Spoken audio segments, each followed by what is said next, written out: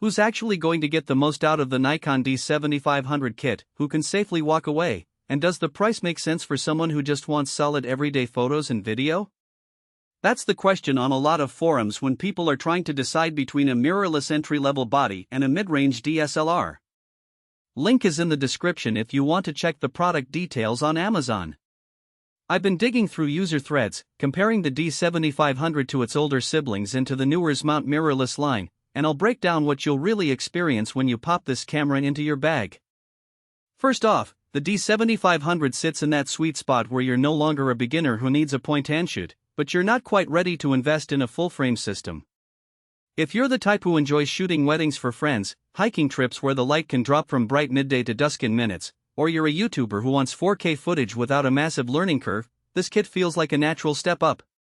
On the other hand, if you're looking for a pocket-friendly travel camera or you already own a mirrorless with a robust electronic viewfinder, the D7500's bulk and optical viewfinder might feel like a step backward. Let's talk about how it actually works in the field. The 20.9-megapixel DX sensor paired with Nikon's X5 processor gives you a surprisingly clean image at high ISOs. I tested it on a rainy city evening, pushing the ISO to 12,800 to capture street performers without a flash. The grain was present, but the details held up, and the dynamic range allowed me to recover shadows in post without turning the photo into a mess. For someone who rarely carries a separate light source, that low-light confidence is a real advantage. Autofocus is often the make-or-break factor for DSLRs, and the D7500's 51-point system, with 15 cross-type sensors, feels more modern than you'd expect.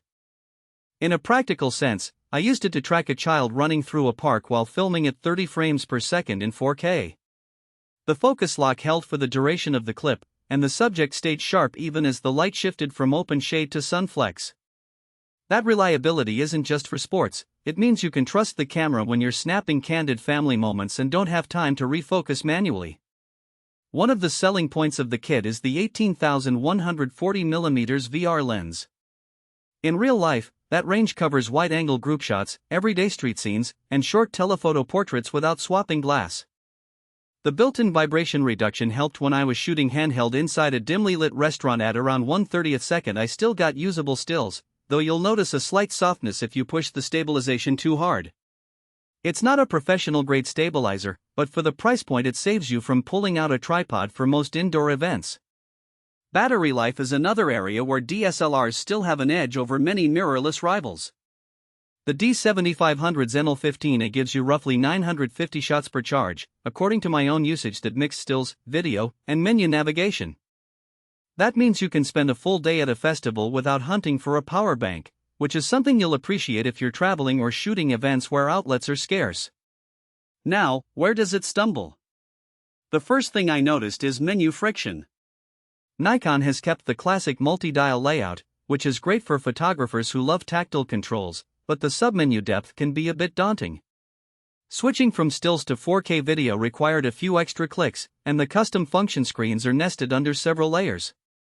If you're a total novice who expects a one-tap mode, you'll spend some time learning where the ISO, white balance, and focus settings hide.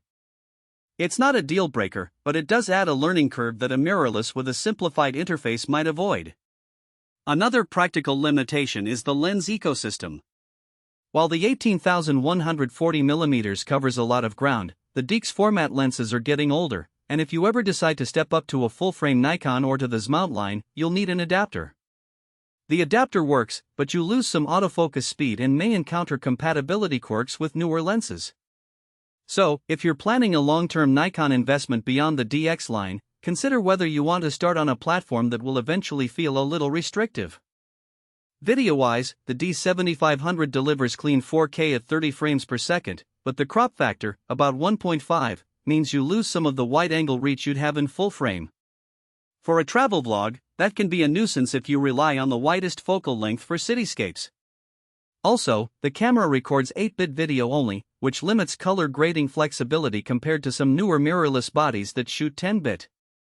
If you're a serious filmmaker who needs the highest post-production latitude, you might look elsewhere. For casual creators, the footage is sharp, the built-in mic is decent for a starter, and the lack of overheating lets you shoot for extended periods, a clear win over many.